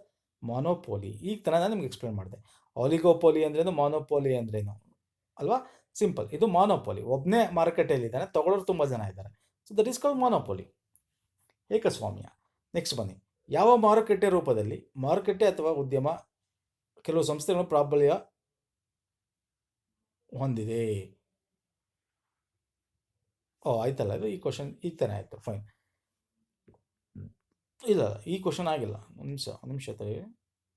ಯಾವ ಮಾರುಕಟ್ಟೆ ರೂಪದಲ್ಲಿ ಮಾರುಕಟ್ಟೆ ಉದ್ಯಮವು ಒಂದೇ ಮಾರಾಟಗಾರರಿಂದ ಪ್ರಾಬಲ್ಯ ಹೊಂದಿದೆ? ಯಾವುದು ಈಗ ತಾನೇ ಮುಗಿಸೋದಲ್ಲ, ಪುನಃ ಅದೇ ರೀ. ಯಾವ ಮಾರುಕಟ್ಟೆ ರೂಪದಲ್ಲಿ ಮಾರುಕಟ್ಟೆ ಅಥವಾ ಉದ್ಯಮವು ಕೆಲವು ಸಂಸ್ಥೆಗಳಿಂದ ಪ್ರಾಬಲ್ಯ ಹೊಂದಿದೆ? ನೋಡಿ, ಇಸ್ ಕ್ವಶನ್ ಓದ್ಬೇಕಾದ್ರೆ ತಪ್ಪು ಮಾಡಿದ್ದೀವಿ. ಇಲ್ಲಿ ನೋಡಿ, ಯಾವ ಮಾರುಕಟ್ಟೆ ರೂಪದಲ್ಲಿ ಮಾರುಕಟ್ಟೆ ಅಥವಾ ಉದ್ಯಮ ಕೆಲವು ಸಂಸ್ಥೆಗಳಿಂದ ಪ್ರಾಬಲ್ಯ, ಅಂದರೆ ಇಲ್ಲಿ ಸಂಸ್ಥೆಗಳು ಜಾಸ್ತಿ ಇದೆ. ಓಕೆ, ಸಂಸ್ಥೆಗಳು ಜಾಸ್ತಿ ಇದೆ, ತಗೊಳ್ಳೋರು ಮಾತ್ರ ಏನಾಗಿದ್ದಾರೆ ಸರ್? ಒಬ್ಬ ತಗೊಳ್ಳೋರು ಇದ್ದಾರೆ, ಸಂಸ್ಥೆಗಳು ಜಾಸ್ತಿ ಇದೆ, ಆದರೆ ಬೇರೆಯವ್ರ ಬರೋಕೆಯಲ್ಲಿ ಬಿಡ್ತಾ ಇಲ್ಲ. ಪ್ರಾಬಲ್ಯ ಹೊಂದಿದ್ದಾರೆ ಆ ಸಂಸ್ಥೆಗಳು, ಅಂದರೆ ಯಾರೋ ಬೇರೆಯವ್ರನ್ನ ಮಧ್ಯ ಬಿಡಕ್ಕೆ ಬಿಡ್ತಾ ಇಲ್ಲ. ಆ ಒಂದಷ್ಟು ಇರೋ ಸಂಸ್ಥೆಗಳು ಏನು ಮಾಡ್ತಾರೆ, ಮಾತಾಡಿಕೊಂಡು ಒಂದೇ ರೇಟ್ಗಳನ್ನ ಫಿಕ್ಸ್ ಮಾಡ್ಕೊಂಡಿದ್ದಾರೆ. ಸೊ ಅದನ್ನ ಏನಂತ ಕರಿತೀವಿ? ಒಲಿಗೋಪೋಲಿ ಅಂತ ಕರಿತೀವಿ. Oligopoly is a market from which the market is dominated by few firms through collusion. ನೋಡಿ, collusion thus reducing the competition. ನೋಡಿ, ಕಾಂಪಿಟೇಷನ್ ಇರಲ್ಲ. Sellers through the entry barrier. ನೋಡಿ, ಬೇರೆಯವರು ಬರೋಕ್ಕೆ ಬಿಡಲ್ಲ. Increasing price for the buyer. ಇದರಿಂದ ಏನಾಗುತ್ತೆ, ಅವರು ಅಷ್ಟು ಜನ ಮಾತಾಡ್ಕೊಂಡು ಒಂದೇ ಪ್ರೈಸ್ ಇಡ್ತಾರೆ, ಬೇರೆಯವ್ರನ್ನ ಬರೋಕ್ಕೆ ಬಿಡಲ್ಲ. ಸೊ ಅವಾಗ ಏನಾಗುತ್ತೆ, ಅದು ಡಿಸ್ಅಡ್ವಾಂಟೇಜ್ ಆಗುತ್ತೆ ಯಾರಿಗೆ? ಗ್ರಾಹಕರಿಗೆ, ಕನ್ಸ್ಯೂಮರ್ಗೆ. Okay, this is the called oligopoly. Okay, ಬನ್ನಿ ನೆಕ್ಸ್ಟು. ಖಾಸಗಿ ಮತ್ತು ರಾಜ್ಯ ಉದ್ಯಮವನ್ನು ಸಂಯೋಜಿಸುವ ಆರ್ಥಿಕ ವ್ಯವಸ್ಥೆಯನ್ನು ಡ್ಯಾಶ್ ಎಂದು ಕರೆಯಲಾಗುತ್ತದೆ. ಅಂದರೆ ಮಿಕ್ಸ್ಡ್ ಎಕನಾಮಿ ಅಲ್ವಾ ಇದು? ಖಾಸಗಿ ಮತ್ತು ನಮ್ಮ ಭಾರತದ ಯಾವುದು ಸರ್? ನಮ್ಮ ಭಾರತದ ಯಾವ ಆರ್ಥಿಕ ವ್ಯವಸ್ಥೆ ಅಂತ ಕೇಳ್ತಾನೆ ಎಕ್ಸಾಮಲ್ಲಿ. ಮಿಶ್ರ ಆರ್ಥಿಕ ವ್ಯವಸ್ಥೆ ನಮ್ಮದು. ಈಗ ಸಮಾಜವಾದ ಆರ್ಥಿಕ ವ್ಯವಸ್ಥೆ ಅಂದ್ರೇನು? ಫುಲ್ ಗೌರ್ಮೆಂಟಲ್ಲಿ ಕಂಟ್ರೋಲ್ ಆಗಿರ್ತಕ್ಕಂಥ. ಯಾವುದು ಎಕ್ಸಾಂಪಲ್ಲು? ಸಮಾಜವಾದ ಅಂದರೆ ರಷ್ಯಾ ಆಗಿರ್ಬೋದು, ಚೈನಾ ಆಗಿರ್ಬೋದು ಅಲ್ವಾ ಸರ್? ಸೊ ನಮ್ಮದು ಮಿಶ್ರ. ನಮಗೆ ಗೌರ್ಮೆಂಟಲ್ಲೂ ಇದೆ ಮತ್ತು ಪ್ರೈವೇಟ್ಗೂ ಬಿಟ್ಕೊಟ್ಟಿದ್ದೀವಿ ಒಂದಷ್ಟು ಫರ್ಮ್ಸ್ನ. ಸೊ ವಿಟ್ ಈಸ್ ಕಾಲ್ಡ್ ಮಿಶ್ರ ಆರ್ಥಿಕ ವ್ಯವಸ್ಥೆ, ಮಿಕ್ಸ್ಡ್ ಎಕಾನಮಿ ನಮ್ಮದು. Okay, very good. ನೆಕ್ಸ್ಟ್ ಬನ್ನಿ. ಭಾರತದಲ್ಲಿ 3ನೇ ಪಂಚವಾರ್ಷಿಕ ಯೋಜನೆ ಮುಖ್ಯ ಉದ್ದೇಶನಾಗಿತ್ತು. Very important sir. 3ನೇ ಪಂಚವಾರ್ಷಿಕ ಮುಖ್ಯ ಉದ್ದೇಶ ಗ್ರಾಮೀಣಾಭಿವೃದ್ಧಿ, ಕೃಷಿ, ಹಣಕಾಸು ಸೇರ್ಪಡೆ, ಆರ್ಥಿಕ ಸುಧಾರಣೆ. Which is the right answer? Very important question ಇದು. ಎಸ್, ದ ರೈಟ್ ಆನ್ಸರ್ ಏನು ಸರ್? ಎಕಾನಾಮಿಕ್ ರಿಫಾರ್ಮ್ಸ್, ಆರ್ಥಿಕ ಸುಧಾರಣೆ. ಓಕೆ, ಏನು ಆರ್ಥಿಕ ಸುಧಾರಣೆ? ಇಲ್ಲಿ 1900 third year plan. Okay, what is called this is 3ನೇ ಪಂಚವಾರ್ಷಿಕ ಯೋಜನೆ, ಆರ್ಥಿಕ ಸುಧಾರಣೆ. D is the right answer. ಏನು ಹೇಳುತ್ತೆ ಇಲ್ಲಿ? 3ನೇ ಪಂಚವಾರ್ಷಿಕ ಯೋಜನೆ ಟೈಮಲ್ಲಿ ಏನಾಗುತ್ತೆ, ನಾವು ಆರ್ಥಿಕತೆನ ಇನ್ಕ್ರೀಸ್ ಮಾಡಬೇಕು, GDPನ ಅಂತ ನಾವು ಟ್ರೈ ಮಾಡ್ತೀವಿ 5% ಆ್ಯನ್ಯಲಿ. ಆದರೆ ಆ ಟೈಮಲ್ಲಿ ಏನಾಗುತ್ತೆ, ವಾರ್ ಆಗುತ್ತೆ 1962ರಲ್ಲಿ ಪಾಕಿಸ್ತಾನ ಮತ್ತು ಚೀನಾ ಜೊತೆ. ಮತ್ತು ಮಾನ್ಸೂನು ಕೂಡ ಕೈ ಕೊಡುತ್ತೆ. ಅದರಿಂದ ಏನಾಗುತ್ತೆ, ನಮ್ಮದು ಅಷ್ಟು ಅಚೀವ್ ಮಾಡೋಕ್ಕಾಗಲ್ಲ, ಎಕನಾಮಿಕ್ ರಿಫಾರ್ಮ್ಸ್ನ ಸುಧಾರಣೆ ತರೋಕ್ಕಾಗಲ್ಲ. ಆಗ ಏನಾಗುತ್ತೆ, ನಾವು ಈ ಯುದ್ಧಗಳಾದಾಗ ನೆಕ್ಸ್ಟ್ ಇದಕ್ಕೆ ನಾವು ಡಿಫೆನ್ಸ್ ಸೆಕ್ಟರ್ ಮೇಲೆ ಕಾನ್ಸಂಟ್ರೇಟ್ ಮಾಡ್ತೀವಿ. ಡಿಫೆನ್ಸ್ ಅಂದರೆ ನಮ್ಮ ಒಂದು. ಓಕೆ, ನೆಕ್ಸ್ಟ್ ಬನ್ನಿ. ಈ ಕೆಳಗಿನವುಗಳಲ್ಲಿ ಯಾವುದು ನೇರ ತೆರಿಗೆ ಅಲ್ಲ? ಸಿಂಪಲ್ ಕ್ವಶನ್ ಇದು. Which is not A direct tax ಅಲ್ಲ ಕೇಳಿರೋದು. ಮೊದಲನೇದು ಆದಾಯ ತೆರಿಗೆ, ಸಂಪತ್ತು ತೆರಿಗೆ, ಕಾರ್ಪೊರೇಟ್ ತೆರಿಗೆ. ಯಾವ್ದು ಕರೆಕ್ಟು? ಇವುಗಳಲ್ಲಿ ಯಾವುದು ಅಲ್ಲ ಇಸ್ ದ ರೈಟ್ ಆನ್ಸರ್. ಹೌದು ಸರ್, ಆದಾಯ ತೆರಿಗೆನ ಸರ್. ಡೈರೆಕ್ಟ್ ಟ್ಯಾಕ್ಸ್ ಅಂದರೆ ಇಂಡೈರೆಕ್ಟ್ ಟ್ಯಾಕ್ಸ್ ಅಂದರೆ ಡೈರೆಕ್ಟ್ ಟ್ಯಾಕ್ಸು ಡೈರೆಕ್ಟಾಗಿ ಸರ್ಕಾರಕ್ಕೆ ಹೋಗುತ್ತೆ ನೀವು ಕಟ್ಟೋದು. ಇಂಡೈರೆಕ್ಟ್ ಟ್ಯಾಕ್ಸು ನೀವು ಬೇರೆ ಮನುಷ್ಯರಿಗೆ ಹೋಗಿ ಅಲ್ಲಿಂದ ಮುಖಾಂತರ ಅಲ್ಲೂ ಅವರ ಒಂದಷ್ಟು ದುಡ್ಡು ಇಟ್ಕೋತಾರೆ ಅವರು, ಆಮೇಲೆ ಇನ್ನೊಂದಷ್ಟು ಸರ್ಕಾರಕ್ಕೆ ಇಂಡೈರೆಕ್ಟಾಗಿ ಹೋಗತಕ್ಕಂಥದ್ದು. ಮನುಷ್ಯರಿಗೆ ನೀವು ಪೇ ಮಾಡ್ತೀರಾ, ಸರ್ಕಾರಕ್ಕೆ ಪೇ ಮಾಡಲ್ಲ. ಸೊ ಅದು ಇಂಡೈರೆಕ್ಟ್ ಟ್ಯಾಕ್ಸು. ಅದು ಏನಾಗುತ್ತೆ, ನೇರವಲ್ಲದ ತೆರಿಗೆ. ಅದು ನೇರ ತೆರಿಗೆಯಲ್ಲಿ ಏನಾಗುತ್ತೆ, ಸರ್ಕಾರ ಡೈರೆಕ್ಟ್ ಕೊಡ್ತೀವಿ. ಯಾವುದು ಸರ್? ಇನ್ಕಮ್ ಟ್ಯಾಕ್ಸ್ ಆಗಿರ್ಬೋದು, ವೆಲ್ತ್ ಆಗಿರ್ಬೋದು, ಕಾರ್ಪೊರೇಟ್ ಟ್ಯಾಕ್ಸ್ ಆಗಿರ್ಬೋದು, ಇವೆಲ್ಲ ನೀವು ಸರ್ಕಾರಕ್ಕೆ ಕೊಡೋದು. ಇಲ್ಲಿ ನೋಡಿ, the direct tax are those tax that cannot be transferred or shifted to another person, that is individual place directly to the government. Okay, ನೋಡಿ, ಅದು example income tax, corporate tax, wealth tax, fringe benefit tax, gift tax, estate duty ಆಗಿರ್ಬೋದು, ಆ ಥರ. Indirect tax are those taxes, ಅದನ್ನ ಬೇರೆ persons ಕೊಡ್ತೀವಿ. ಅದರಿಂದ ಇಂಡೈರೆಕ್ಟಾಗಿ ಅವರೊಂಚೂರು ಇಟ್ಕೋತಾರೆ ಮತ್ತು ಅವ್ರಿಗೆ ಬೇರೆದಕ್ಕೆ, ಅಂದರೆ ಇಂಡೈರೆಕ್ಟಾಗಿ ಸರ್ಕಾರಕ್ಕೆ ಹೋಗುತ್ತೆ, ಬಟ್ ಕಂಪ್ಲೀಟ್ಲಿ ಹೋಗಲ್ಲ.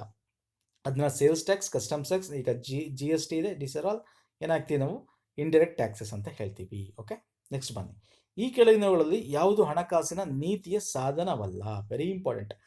ಫಿಸಿಕಲ್ ಪಾಲಿಸಿಯ ಸಾಧನ ಅಲ್ಲ ಹಣಕಾಸು ನೀತಿ. FRBM ಗೊತ್ತಲ್ಲ? FRBM, physical responsibility management act ಏನಿದೆ, ಸೊ FRBM ಪ್ರಕಾರ ಯಾವುದು ಹಣಕಾಸಿನ ನೀತಿ ಅಲ್ಲ, ಅಂದರೆ ಫಿಸಿಕಲ್ ಪಾಲಿಸಿ ಅಲ್ಲ. ತೆರಿಗೆ, ಸಾರ್ವಜನಿಕ ಖರ್ಚು, ಸಾರ್ವಜನಿಕ ಸಾಲ, ಕ್ರೆಡಿಟ್ ರೇಷನಿಂಗ್.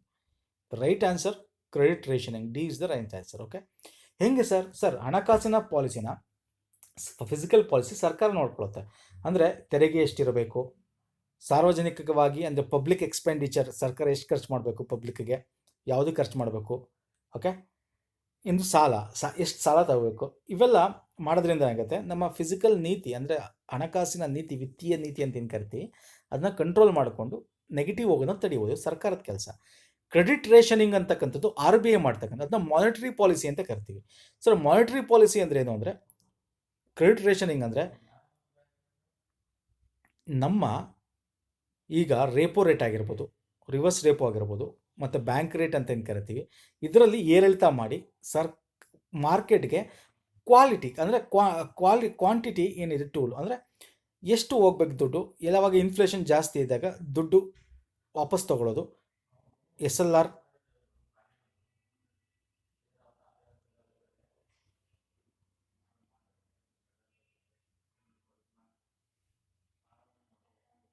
SLR ಅಂತೆಲ್ಲ ಕರಿತೀವಿ. ಓಕೆ,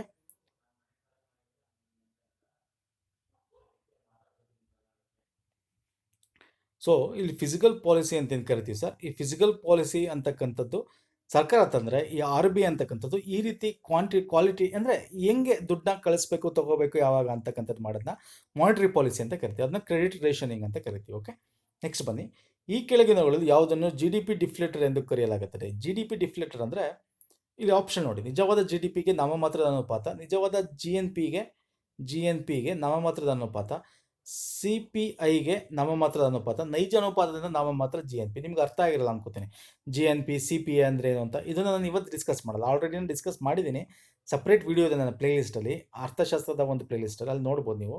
ಬಟ್ ಇದಕ್ಕೆ ರೈಟ್ ಆನ್ಸರ್ ಮೊದಲನೇದು ನಿಜವಾದ GDPಗೆ ನಾಮಮಾತ್ರದ ಅನುಪಾತ ಅಂದರೆ ratio of nominal to real GDP, ಅಂದರೆ ನಾಮಿನಲ್ GDPಗೂ ಡಿವೈಡ್ ಬೈ GDP ಅಂತ ಕರಿತೀವಿ. ಓಕೆ, ನಾಮಿನಲ್ಗೂ ರೇಷ ಏನು ಅಂತಂದರೆ ಇಲ್ಲಿ ಪ್ರಮುಖವಾಗಿ ಇದನ್ನು ಡಿಫ್ಲೇಟರ್ ಅಂತ ಕರಿತೀವಿ. ಅಂದರೆ ಅರ್ಥ ಏನು ಅಂದರೆ ಈಗ ಏನು ನಮಗೆ GDP ಇದೆ, ನಾವು ಪ್ರೀವಿಯಸ್ ಏನು ನಾವು real GDP nominal. Okay, nominal ಅಂತಂದರೆ ಏನು ಅಂದರೆ ನಾವು ಇನ್ಫ್ಲೇಷನ್ ಏನಾಗಿರುತ್ತೆ, ಹಣದುಬ್ಬರ ಆಗಿ ಏನು ಇನ್ಕ್ರೀಸ್ ಆಗಿರುತ್ತೆ, ಹಣದುಬ್ಬರ ಇಲ್ಲದೆ ಏನು ಇನ್ಕ್ರೀಸ್ ಆಗಿರುತ್ತೆ, ಸೊ ಅದನ್ನು ನಾವು ಡಿವೈಡ್ ಮಾಡಿ ಕ್ಯಾಲ್ಕುಲೇಟ್ ಮಾಡಿದಾಗ ನಮಗೆ ರಿಯಲ್ ಏನಾಗಿದೆ ಅಂತ ಗೊತ್ತಾಗುತ್ತೆ. ಅದನ್ನ GDP ಡಿಫ್ಲೇಟರ್ ಅಂತ ಕರಿತೀವಿ. ಓಕೆ, ತುಂಬ ಜಾಸ್ತಿ ತಿಳ್ಕೊಳ್ಳೋಕೆ ಹೋಗ್ಬೇಡಿ ಇದ್ರ ಬಗ್ಗೆ, ಇವಾಗ ಜಾಸ್ತಿ ಈಗ ಎಕ್ಸ್ಪ್ಲೇನ್ ಮಾಡೋಕ್ಕೆ ಹೋಗಲ್ಲ, ಕನ್ಫ್ಯೂಸ್ ಆಗ್ತೀರಾ. ಸೊ ಇದಕ್ಕೆ ನಾನು GDP ಅಂತಕ್ಕಂಥದ್ದು ಮಾಡಿದ್ದೆನಲ್ಲ, ಅಲ್ಲಿ ವಿಡಿಯೋದಲ್ಲಿ ನೀವು ಒಂದ್ಸಲ ನೋಡಿ. ಫೈನ್. ಯಾವ ಪಂಚವಾರ್ಷಿಕ ಯೋಜನೆಯ ನಂತರ ರೋಲಿಂಗ್ ಯೋಜನೆ ಜಾರಿಗೆ ಬಂದಿತ್ತು? 3ನೇ ಯೋಜನೆ, 5ನೇ ಯೋಜನೆ, 7ನೇ ಯೋಜನೆ, 9ನೇ ಯೋಜನೆ? ಇಲ್ಲಿ 5th. ಓಕೆ, 5ನೇ ಯೋಜನೆಯ ನಂತರ ಏನಾಗುತ್ತೆ ಸರ್, ನಿಮಗೆ 5th ಇಯರ್ ಪ್ಲಾನಿಂಗ್ ರೋಲಿಂಗ್ ಬರುತ್ತೆ. ರೋಲಿಂಗ್ ಅಂದರೆ ನಿಮಗೆ ಒಂದು ವರ್ಷ ಹೇಗೆ 1978-80ರಲ್ಲಿ ನಿಮ್ಗೆ ಏನಾಗುತ್ತೆ, ನಿಮಗೆ ಇಯರ್ಲಿ ಪ್ಲಾನಿಂಗ್ ಬರುತ್ತೆ. ಜನತಾ ಪಾರ್ಟಿ ಇರುತ್ತೆ ಆ ಟೈಮಲ್ಲಿ. ಓಕೆ, ನ್ಯೂ ಯಾಕಂದರೆ 1978-83 ತನಕ ನ್ಯೂ ಪ್ಲಾನ್ ಏನು ಇತ್ತು, 5 ಇಯರ್ ಪ್ಲಾನ್ ತರಬೇಕು ಅಂತೇಳಿ ಆವಾಗಿದ್ದ ಪ್ಲಾನ್ ಅವರು ಡಿಸ್ಕ್ರೆಡ್ ಮಾಡಿ 1978-80 ತನಕ ನಿಮಗೆ ಒನ್ ಇಯರ್ ಪ್ಲಾನ್ ಅಂದರೆ ರೋಲಿಂಗ್ ಪ್ಲಾನ್ ಅಂತ ಕರಿತೀವಿ. ಸೊ ಇದನ್ನು ಕೇಳ್ತೀನಿ ಎಕ್ಸಾಂಪಲ್, ನಾನು ನಿಮಗೆ ಇಲ್ಲಿ ನೆಕ್ಸ್ಟ್ ಕ್ವಶನ್ ತೊಗೋತೀನಿ, ಅಲ್ಲಿ ತೋರಿಸ್ತೀನಿ ನಿಮಗೆ. ಓಕೆ, ಆ ಒಂದು ಇದರಲ್ಲಿ ನಿಮಗೆ ಗೊತ್ತಾಗ್ತಾ ಹೋಗುತ್ತೆ. ಯಾವ ತೆರಿಗೆ ಸಮಾಜದ ಬಡ ವರ್ಗಗಳ ಮೇಲೆ ಹೊರೆಯಾಗಲಿದೆ? ನೇರ ತೆರಿಗೆ, ಪರೋಕ್ಷ ತೆರಿಗೆ, ನೇರ ಮತ್ತು ಪರೋಕ್ಷ ತೆರಿಗೆ ಎರಡು, ಇವುಗಳಲ್ಲಿ ಯಾವುದೂ ಅಲ್ಲ. Which tax causes A burden on the poorest sections of the society? Okay, ಯಾವ ತೆರಿಗೆ ಸಮಾಜದ ಬಡ ವರ್ಗಗಳ ಮೇಲೆ ಹೊರೆಯಾಗಿದೆ? ನೇರ ತೆರಿಗೆ, ಪರೋಕ್ಷ ತೆರಿಗೆ, ನೇರ ಮತ್ತು ಪರೋಕ್ಷ ತೆರಿಗೆ. ಇಲ್ಲಿ ರೈಟ್ ಆನ್ಸರ್ ಪರೋಕ್ಷ ತೆರಿಗೆ, ಇಂಡೈರೆಕ್ಟ್ ಟ್ಯಾಕ್ಸ್. ಸರ್ ಸಿಂಪಲ್, ಈಗ ನೋಡಿ, ನೇರ ತೆರಿಗೆ ಇದೆಯಲ್ಲ, ಡೈರೆಕ್ಟ್ ಟ್ಯಾಕ್ಸ್ ಏನು ಕೊಡ್ತಾರೆ? ಡೈರೆಕ್ಟ್ ಟ್ಯಾಕ್ಸು, ಇನ್ಕಮ್ ಟ್ಯಾಕ್ಸು, ನೀವೇನೋ ಆಸ್ತಿ ಮಾಡಿದ್ರೆ ಆಸ್ತಿ ಟ್ಯಾಕ್ಸು, ಇವೆಲ್ಲ ಡೈರೆಕ್ಟ್. ಇಂಡೈರೆಕ್ಟ್ ಟ್ಯಾಕ್ಸ್ ಇದೆಯಲ್ಲ, ಈಗ GST ಅಲ್ವಾ, ಈಗ ಬಡವನು ಆ ಒಂದು ಪದಾರ್ಥ ಜಾಸ್ತಿ ಮಾಡಿಬಿಟ್ರೆ ಇಂಡೈರೆಕ್ಟ್ ಟ್ಯಾಕ್ಸಸ್ನ, ಅವನೇನೋ ತೊಗೊಳಕ್ಬೇಕು ಅಂತ ಹೋದಾಗ ಅವನು ಟ್ಯಾಕ್ಸ್ ಕಟ್ಟಲೇಬೇಕಲ್ವಾ. ಸೊ ಬಡವರಿಗೆ ಪರೋಕ್ಷ ತೆರಿಗೆ ಎಫೆಕ್ಟ್ ಮಾಡುತ್ತೆ, ಡೈರೆಕ್ಟ್ ಟ್ಯಾಕ್ಸ್ ಎಫೆಕ್ಟ್ ಮಾಡಲ್ಲ. ಅರ್ಥ ಆಯ್ತಲ್ವಾ? ಡೈರೆಕ್ಟ್ ಟ್ಯಾಕ್ಸ್ ಯಾವಾಗ ಎಫೆಕ್ಟ್ ಮಾಡುತ್ತೆ, ನೀವು ಯಾರು ಸಾಹುಕಾರರು ಹೆಚ್ಚು ಸಂಪಾದನೆ ಮಾಡ್ತಾರೆ ಅವ್ರಿಗೆ ಎಫೆಕ್ಟ್ ಮಾಡುತ್ತೆ. ಸಿಂಪಲ್ ಕ್ವಶನ್ ಇದು. ಓಕೆ, ಬನ್ನಿ, ಈ ಕೆಳಗಿನಗಳಲ್ಲಿ ಯಾವುದನ್ನು ಲಾರೆನ್ಸ್ ಕರ್ವ್, ಇದು ಆಲ್ರೆಡಿ ಹೇಳಿದ್ದೀನಿ. ದ ರೈಟ್ ಆನ್ಸರ್ ನೀವು ಹೇಳಿ. ಉದ್ಯೋಗನ ಹಣದುಬ್ಬರ ಹೇಳ್ತಾನೆ, ಆದಾಯ ವಿತರಣ, ಇನ್ಕಮ್ ಡಿಸ್ಟ್ರಿಬ್ಯೂಷನ್, ಆದಾಯ ವಿತರಣೆ is the right answer. Okay, very important. ಇದನ್ನು ಆಲ್ರೆಡಿ ನಿಮಗೆ ಹೇಳಿದ್ದೀನಿ, ತೋರಿಸಿದ್ದೀನಿ ಲಾರೆನ್ಸ್ ಕರ್ವ್ ಅಂತೇನು ಅಂತ. ನೆಕ್ಸ್ಟ್ ಬನ್ನಿ, ಕೃಷಿ ಆದಾಯದ ಮೇಲಿನ ತೆರಿಗೆಗಳು ಅನ್ನು ಡ್ಯಾಶ್ ಭಾರತೀಯ ಸಂವಿಧಾನ 7ನೇ ಪಟ್ಟಿಯಲ್ಲಿ ನೀಡಲಾಗಿದೆ. Very important question. ಕೃಷಿ ಆದಾಯದ ಮೇಲಿನ ತೆರಿಗೆಯನ್ನು ಡ್ಯಾಶ್ ಅನ್ನು ಭಾರತ ಸಂವಿಧಾನ ನಮ್ಮ 7th ಶೆಡ್ಯೂಲ್ ಕೊಟ್ಟಿದ್ದಾರೆ. ಆದಾಯ ತೆರಿಗೆ ಕೃಷಿ ಬಗ್ಗೆ, ಕೃಷಿಯ ಆದಾಯ ತೆರಿಗೆ ಯಾವ ಲಿಸ್ಟಲ್ಲಿದೆ ಅಂತ ಹೇಳಿ. ಯೂನಿಯನ್ ಅಂದರೆ ನಮ್ಮ ಸೆಂಟ್ರಲ್, ರಾಜ್ಯ ಅಂದರೆ ಸ್ಟೇಟ್, ಗ್ಲೋಬಲ್ ಅಂದರೆ ಗ್ಲೋಬಲ್, ಮತ್ತು ಏಕಕಾಲೀನ ಅಂದರೆ ಕನ್ಕರೆಂಟ್ ಅಂದರೆ ಸಮವರ್ತಿ ಪಟ್ಟಿ ಅಂತ ಕರಿತೀವಿ. ದ ರೈಟ್ ಆನ್ಸರ್ ಏನು ಇಲ್ಲಿ? ಕೃಷಿದ ಆದಾಯ ತೆರಿಗೆ ಇರೋದು ರಾಜ್ಯ ಪಟ್ಟಿಯಲ್ಲಿ. ವೆರಿ ಇಂಪಾರ್ಟೆಂಟ್, 7th ಶೆಡ್ಯೂಲ್ನ ರಾಜ್ಯ ಪಟ್ಟಿಯಲ್ಲಿ ಇರತಕ್ಕಂಥದ್ದು. ನೆಕ್ಸ್ಟ್ ಬನ್ನಿ, ದಿವಾಳಿತನ ಒಂದು ಭಾರತ ಸಂವಿಧಾನದ 7ನೇ ಪಟ್ಟಿಯಲ್ಲಿ ನೀಡಲಾದ ಡ್ಯಾಶ್ ಪಟ್ಟಿಗೆ, ಅಂದರೆ ಬ್ಯಾಂಕ್ರಪ್ಸಿ ಇನ್ಸಾಲ್ವೆನ್ಸಿ ಕೋಡ್ ಅಂತ ಏನು ಕರಿತೀವಿ, ದಿವಾಳಿತನ ಆಗಿರ್ತಾರಲ್ಲ ಅದ್ರ ಬಗ್ಗೆ ಒಂದಷ್ಟು ಇದನ್ನು ಕೈಗೊಳ್ಕೋಬೇಕು ಅಂದರೆ ಅದು ಯಾವ ಪಟ್ಟಿಲಿದೆ? ಕೇಂದ್ರ ಪಟ್ಟಿಲ, ರಾಜ್ಯ ಪಟ್ಟಿಲ, ಅಥವಾ ಗ್ಲೋಬಲ, ಅಥವಾ ಕನ್ಕರೆಂಟ್ ಲಿಸ್ಟ್ ಅಲ್ಲ. So right answer concurrent list, ಅಂದರೆ ಸಮಕಾಲೀನ ಪಟ್ಟಿ, ಏಕಕಾಲೀನ ಪಟ್ಟಿ ಅಥವಾ ಸಮಕಾಲೀನ ಪಟ್ಟಿ ಅಂತ ಹೇಳ್ತಿರ್ತೇವೆ, ಅಥವಾ ಸಮವರ್ತಿ ಪಟ್ಟಿ ಅಂತ ಕರಿತೀವಿ. ಸಮವರ್ತಿ ಪಟ್ಟಿಲಿ ಇರ್ತಕ್ಕಂಥದ್ದು ಇದು. ಓಕೆ, ಬ್ಯಾಂಕ್ಗಳಾಗಿರ್ಬೋದು, ಒಂದು ಫರ್ಮ್ ಆಗಿರ್ಬೋದು, ಅಲ್ಲಿ ದಿವಾಳಿತನ ಆಗಿದ್ರೆ ಅದಕ್ಕೆ ಹೆಂಗೆ ಅದನ್ನು ವಾಪಸ್ ತರೋದು, ಅಥವಾ ಹೆಂಗೆ ಅವ್ರು ಅದನ್ನು ಅಕ್ವೈರ್ ಮಾಡ್ಕೊಳ್ಳೋದು, ಇವೆಲ್ಲ ನಮ್ಮ ಕನ್ಕರೆಂಟ್ ಲಿಸ್ಟಲ್ಲಿ ಇರ್ತಕ್ಕಂಥದ್ದು. ಕೇಳ್ತಾನೆ ಎಕ್ಸಾಮಲ್ಲಿ. ನೋಡಿ, ಇದು ಕ್ವಶನ್ ವೆರಿ ಇಂಪಾರ್ಟೆಂಟ್. ಭಾರತದ ಮೊದಲ ಅಧಿಕೃತ ಜನಗಣತಿ ಕಾರ್ಯಾಚರಣೆ ಯಾವ ವರ್ಷದಲ್ಲಿ ಕೈಗೊಳ್ಳಲಾಯಿತು? ಅಧಿಕೃತವಾಗಿ 1881ರಿಂದ. ಓಕೆ, ಭಾರತದಾದ್ಯಂತ ಮಾಡ್ತೀವಿ. 1881ರಲ್ಲಿ ಅಧಿಕೃತವಾಗಿ ಸ್ಟಾರ್ಟ್ ಆಗಿರ್ತಕ್ಕಂಥದ್ದು. ಓಕೆ, ಎವ್ರಿ 10 ಇಯರು ಅಲ್ಲಿಂದ ಕಂಟಿನ್ಯೂಸ್ ಆಗ್ತಾ ಬರ್ತಾ ಇದೆ. ಗ್ರೇಟ್ ಡಿವೈಡೆಡ್ ವರ್ಷ ಇದನ್ನು ಉಲ್ಲೇಖಿಸುತ್ತದೆ. What is great divided year ಅಂದ್ರೇನು? 1921ರ ನಂತರ ಜನಸಂಖ್ಯೆ ತ್ವರಿತ ಬೆಳವಣಿಗೆ ದರ. 1921ರ ನಂತರದಲ್ಲಿ ಕ್ಷೀಣಿಸುತ್ತಿರುವ ಲಿಂಗ ಅನುಪಾತ ಮೇಲಿನ ಎಲ್ಲ 1929ರ ನಂತರ ಸಾವಿನ ಪ್ರಮಾಣದ ನಿಧಾನವಾಗುತ್ತಿದೆ. ಯಾವ್ದು correct answer? So great divide ವರ್ಷ ಅಂತಕ್ಕಂಥದ್ದು 1921ರ ನಂತರ ಜನಸಂಖ್ಯೆಯಲ್ಲಿ ತ್ವರಿತ ಬೆಳವಣಿಗೆ ಆಗ್ತಾ ಅದಕ್ಕೆ ಗ್ರೇಟ್ ಡಿವೈಡ್ ಅಂತ ಹೇಳ್ತಾರೆ. ರೆಫರೆನ್ಸ್ ಅದು. ಹೆಂಗ್ ರೆಫರೆನ್ಸ್ ಸರ್? ಸಿಂಪಲ್, ನಿಮ್ಗೆ ಗೊತ್ತಿರಬೇಕು. ಕೇಳ್ತಾನೆ, 1900ರಿಂದ ಕಂಟಿನ್ಯೂಸ್ ಆಗಿ ಇನ್ಕ್ರೀಸ್ ಆಗ್ತಲ್ಲ. 1911ರಲ್ಲಿ ಡಿಕ್ರೀಸ್ ಇಂದ 21ಕ್ಕೆ ಏನಾಗ್ತೀವಿ? ಡಿಕ್ರೀಸ್ ಆಗ್ತೀವಿ. ನೋಡಿ, 1911ರಲ್ಲಿ 21ಕ್ಕೆ ಡಿಕ್ರೀಸ್ ಆಯಿತು. 252 251.4 ಆಯಿತು. ಯಾಕಂದರೆ ಕ್ಷಾಮ ಎಲ್ಲ ಬಂದಿರುತ್ತೆ ಆ ಟೈಮಲ್ಲಿ, ಜನಗಳ ಸಾವಿನ ಸಂಖ್ಯೆ ಜಾಸ್ತಿ ಆಗುತ್ತೆ. ಅದಾದಮೇಲೆ 21 ಆದಮೇಲೆ ಕಂಟಿನ್ಯೂಸ್ ಆಗಿ ಏರ್ಕೊಂಡು ಹೋಗುತ್ತೆ ಜನಸಂಖ್ಯೆ. 2011 ತನಕ ಏರ್ಕೊಂಡು ಹೋಗುತ್ತೆ. So very important. 11ರಿಂದ 21ಕ್ಕೆ ಡಿಕ್ರೀಸ್ ಆಗುತ್ತೆ. ಓಕೆ, ಇನ್ಕ್ರೀಸ್ ಆಗ್ತಾ ಬರ್ತಾ ಇದ್ದಿದ್ದು ಸಡನ್ನಾಗಿ ಡಿಕ್ರೀಸ್ ಆಗುತ್ತೆ. ಸೊ ಇದನ್ನು ಮಾತ್ರ ಮರಿಬಾರ್ದು, ವೆರಿ ಇಂಪಾರ್ಟೆಂಟ್. ಇದನ್ನು ರಿಪೀಟೆಡ್ ಎಕ್ಸಾಮಲ್ಲಿ ಕೇಳಿದ್ದಾನೆ. ಓಕೆ, ನೆಕ್ಸ್ಟ್ ಬನ್ನಿ. ಈ ಕೆಳಗಿನವುಗಳಲ್ಲಿ ಯಾರು ಹಣದುಬ್ಬರದಿಂದ ರಕ್ಷಿಸಲ್ಪಟ್ಟಿಲ್ಲ? ಹಣದುಬ್ಬರದಿಂದ ಅಂದರೆ ಇನ್ಫ್ಲೇಷನಿಂದ ಯಾರು ರಕ್ಷಿಸಲ್ಪಟ್ಟಿಲ್ಲ? ಸಂಬಳ ವರ್ಗ, ಕೈಗಾರಿಕಾ ಕಾರ್ಮಿಕರು, ಪಿಂಚಣಿದಾರರು, ಕೃಷಿ ರೈತರು. ಸಿಂಪಲ್ ಅಲ್ವಾ ಸರ್? ಈಗ ತಾನೇ ಅದ್ರ ಬಗ್ಗೆ ಡಿಸ್ಕಸ್ ಮಾಡಿದೆ. ಕೃಷಿ ರೈತರು ಹಣದುಬ್ಬರದಿಂದ ರಕ್ಷಿಸಲ್ಪಟ್ಟಿಲ್ಲ. ಹೌದು ಸರ್, ಹಣದುಬ್ಬರ ಜಾಸ್ತಿ ಆಗ್ತದೆ, ಇನ್ಫ್ಲೇಷನ್ ಜಾಸ್ತಿ ಆಗ್ತದೆ, ರೇಟ್ಗಳು ಜಾಸ್ತಿ ಆಗ್ತದೆ. ಅದೇ ಕೃಷಿ ಏನು ಮಾಡ್ತಾರೆ, ಅವ್ರ ರೇಟ್ಗಳು ಜಾಸ್ತಿ ಆಗ್ತಲ್ಲ. ಈಗ ಸ್ಯಾಲ್ರಿ 50 ವರ್ಷದಿಂದ ಎಷ್ಟಿತ್ತು, ಇವಾಗ ಎಷ್ಟಿದೆ? ಅದರ 10 ಪಟ್ಟು ಜಾಸ್ತಿ, 100 ಪಟ್ಟು ಜಾಸ್ತಿ ಆಗಿದೆ ಅಂತ ಅಂದ್ಕೊಳ್ಳೋಣ, ಅಥವಾ 10 ಪಟ್ಟು ಜಾಸ್ತಿ ಆಗಿದೆ ಅಂತ ಕೊಂಡ್ಕೊಳ್ಳೋಣ. 50 ವರ್ಷದಿಂದ ಕೃಷಿ ರೇಟ್ ಏನಿತ್ತು, ಇವಾಗ ನೋಡಿದ್ರೆ ನಮಗೆ ಬರೀ 1-2% ಮಾತ್ರ ಜಾಸ್ತಿ ಆಗಿದೆ. ಅಂದರೆ ಇವ್ರದ್ದು ಕಮ್ಮಿ ಆಗಿದೆ ರೇಟ್, ಏನೋ ಇನ್ಫ್ಲೇಷನು. ಇವ್ರದ್ದು ನೋಡಿ ಜಾಸ್ತಿ ಆಗಿದೆ. ಬಟ್ ಇದು ಜಾಸ್ತಿ ಆದಮೇಲೆ ಎಲ್ಲ ಪದಾರ್ಥ ಇವರು ಕೊಳ್ಳ್ಕೋಬೇಕಲ್ಲ ಅಲ್ವಾ? ಸೊ ಅದರಿಂದ ಹಣದುಬ್ಬರ ಕೃಷಿ ರೈತರನ್ನ ರಕ್ಷಿಸಲ್ಪಟ್ಟಿಲ್ಲ, ಬೇರೆ ಇವ್ರಿಗೆಲ್ಲ ರಕ್ಷಿಸಲ್ಪಟ್ಟಿದ್ದಾರೆ. ಯಾಕಂದರೆ ಅವ್ರಿಗೆ ಪಿಂಚಣಿ ಆಗಿರ್ಬೋದು, ಸ್ಯಾಲ್ರಿ ಆಗಿರ್ಬೋದು, ಎಲ್ಲ ಏನಾಗಿದೆ? ಜಾಸ್ತಿ ಆಗಿದೆ. Okay, simple. ನೆಕ್ಸ್ಟ್ ಬನ್ನಿ. ತಲಾ ಆದಾಯವನ್ನು ಇವರಿಂದ ಪಡೆಯಲಾಗುತ್ತದೆ. ತಲಾ ಆದಾಯ ಹೆಂಗೆ ಬರುತ್ತೆ ಸರ್? ಇಲ್ಲಿ ನಾನು ಡೈರೆಕ್ಟ್ ಆನ್ಸರ್ ಹೇಳ್ಬಿಡ್ತೀನಿ. ತಲಾ ಆದಾಯ ಅಥವಾ ಪರ್ ಕ್ಯಾಪಿಟ ಅಂತ ಏನು ಕರಿತೀವಿ, ಅದು ನಮ್ಮ ರಾಷ್ಟ್ರೀಯ ಆದಾಯ ಏನು ಬರುತ್ತೆ ಅದನ್ನು ಜನಸಂಖ್ಯೆ ಎಷ್ಟಿದೀವಿ ಅದರಿಂದ ಬಾಗಿಸಿದ್ರೆ ನಮಗೆ ತಲಾ ಆದಾಯ ಬರ್ತಕ್ಕಂಥದ್ದು. ಪರ್ ಕ್ಯಾಪಿಟ ಇನ್ಕಮ್ ಅಂತ ಕರಿತೀವಿ ಇಂಗ್ಲೀಷಲ್ಲಿ.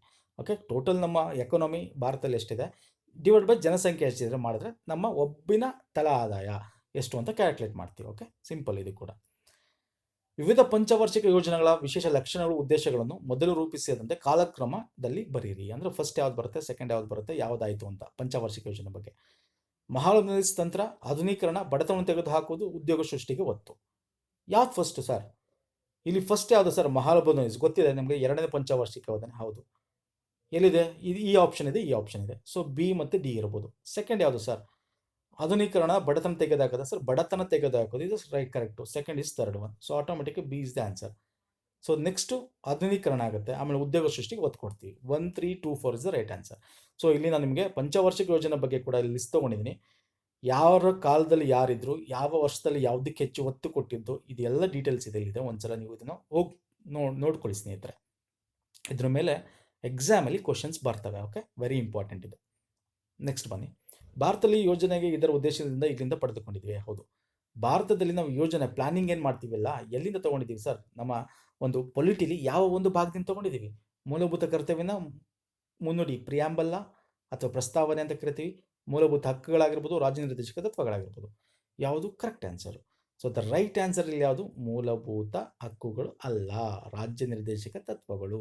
Okay, D is the right answer. Directive principle of state policy. Okay, next ಬನ್ನಿ.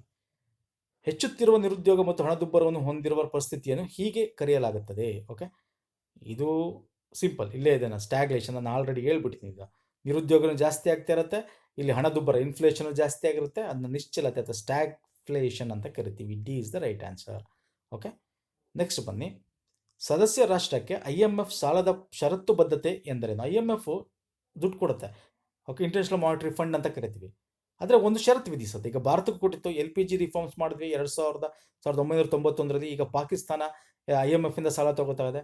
ಸೊ ಇಲ್ಲಿ ಏನಾಗುತ್ತೆ, ಒಂದು ಷರತ್ತುಬದ್ಧ ಕೊಡುತ್ತೆ. ಏನು ಷರತ್ತು ಕೊಡುತ್ತೆ ಅಂದರೆ, ಸಾಲಗಾರ ದೇಶ ತೆಗೆದುಕೊಳ್ಳಬೇಕಾದ ನೀತಿ ಕ್ರಮಗಳು ಏನೇನು. ಈಗ ನಾವು LPG ರಿಫಾರ್ಮ್ಸ್ ತಂದಿದ್ದು ಅದಕ್ಕೇ, ನಮ್ಮ ಹತ್ರ ದುಡ್ಡಿರಲಿಲ್ಲ ಫಾರೆಕ್ಸ್ ರಿಸರ್ವ್ಸಲ್ಲಿ.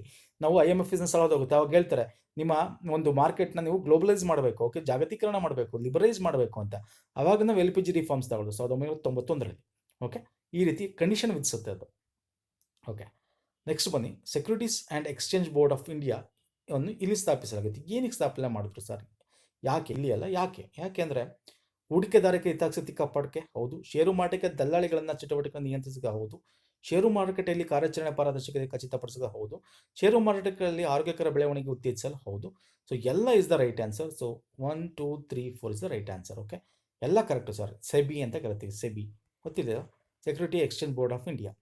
ವೆರಿ ಇಂಪಾರ್ಟೆಂಟ್ ಇದು. ಅದೇ ರೀತಿ ನಮ್ಮ ಇನ್ಶೂರೆನ್ಸ್ ಆದರೆ IRDA ಅಂತ ಕರಿತೀವಿ, ಇನ್ಶೂರೆನ್ಸ್ ರೆಗ್ಯುಲೇಟೆಡ್ ಡೆವಲಪ್ಮೆಂಟ್ ಅಥಾರಿಟಿ ಅಂತ, IRDA ಅಲ್ವಾ. ಇದು ವೆರಿ ಇಂಪಾರ್ಟೆಂಟು. ಇನ್ಶೂರೆನ್ಸ್ ಆದರೆ IRDA, ಸೆಬಿ ನಮಗೆ ಸೆಕ್ಯೂರಿಟಿ. ಈಗ ನಮಗೆ ಅಂದರೆ ಕ್ಯಾಪಿಟಲ್ ಮಾರ್ಕೆಟ್ ಬಗ್ಗೆ, ನಮ್ಮ ರೆವೆನ್ಯೂ ಮಾರ್ಕೆಟ್ ಬಗ್ಗೆ ಆದರೆ RBI ಇದೆ ಅಲ್ವಾ. ಇದನ್ನು ತಿಳ್ಕೊಬೇಕು, ಇದು ವೆರಿ ಇಂಪಾರ್ಟೆಂಟು. ಅದನ್ನ ರೆಗ್ಯುಲೇಟ್ ಮಾಡ್ತಕ್ಕಂಥ ಒಂದು ಸಂಸ್ಥೆ. ಓಕೆ, ಈ ಕ್ವಶನ್ಸ್ ಬೇಡ, ಇದು ತುಂಬ ಇದಿದೆ. ಈ ಕೆಳಗಿನ ಯಾವುದು ಪರೋಕ್ಷ ತೆರಿಗೆ? ಪರೋಕ್ಷ ಅಂದರೆ ಇಂಡೈರೆಕ್ಟ್ ಟ್ಯಾಕ್ಸ್ ಯಾವುದು? Corporation tax, capitals gain tax, ಸಂಪತ್ತು ತೆರಿಗೆ, ಅಬಕಾರಿ ತೆರಿಗೆ. ಸಿಂಪಲ್ ಕ್ವಶನ್ ಇದು. ಇಲ್ಲಿ ಇಂಡೈರೆಕ್ಟ್ ಅಂದರೆ ನಮಗೆ ನೇರ ತೆರಿಗೆ ಅಲ್ಲ, ಪರೋಕ್ಷ ತೆರಿಗೆ. ಯಾವುದು? ಅಬಕಾರಿ ಸುಂಕ ಅಲ್ವಾ ಸರ್. ಎಕ್ಸೈಸ್ ಡ್ಯೂಟಿ ಹಾಕ್ತೀವಲ್ಲ ನಾವು, ಎಕ್ಸೈಸ್ ಡ್ಯೂಟಿ ಕೂಡ ಏನಾಗುತ್ತೆ, ಇಂಡೈರೆಕ್ಟ್ ಟ್ಯಾಕ್ಸ್. ಇದೆಲ್ಲ ಡೈರೆಕ್ಟ್ ಟ್ಯಾಕ್ಸ್ಗಳು, ಇವೆಲ್ಲ ಡೈರೆಕ್ಟ್ ಟ್ಯಾಕ್ಸ್ಗಳು. Okay, fine. ಇದಿಷ್ಟು ನಿಮಗೆ ಇಷ್ಟ ಆಗಿದೆ ಅನ್ಕೋತೀನಿ. ನಾನು ಕೇಳಿರೋ ಒಂದಷ್ಟು ಪ್ರಶ್ನೆಗಳಿಗೆ ನೀವು ಕಾಮೆಂಟ್ ಸೆಕ್ಷನ್ ಆನ್ಸರ್ ಮಾಡ್ತಾ ಇರಿ ಸ್ನೇಹಿತರೆ. ನೆಕ್ಸ್ಟ್ ವಿಡಿಯೋದಲ್ಲಿ ಪುನಃ ಸಿಗ್ತೀನಿ ಅಂತ ಹೇಳ್ತಾ ಇಲ್ಲಿಗೆ ವಿಡಿಯೋ ಮುಗಿಸ್ತೀನಿ. ನಮಸ್ಕಾರ, ಧನ್ಯವಾದಗಳು, ಥ್ಯಾಂಕ್ ಯು.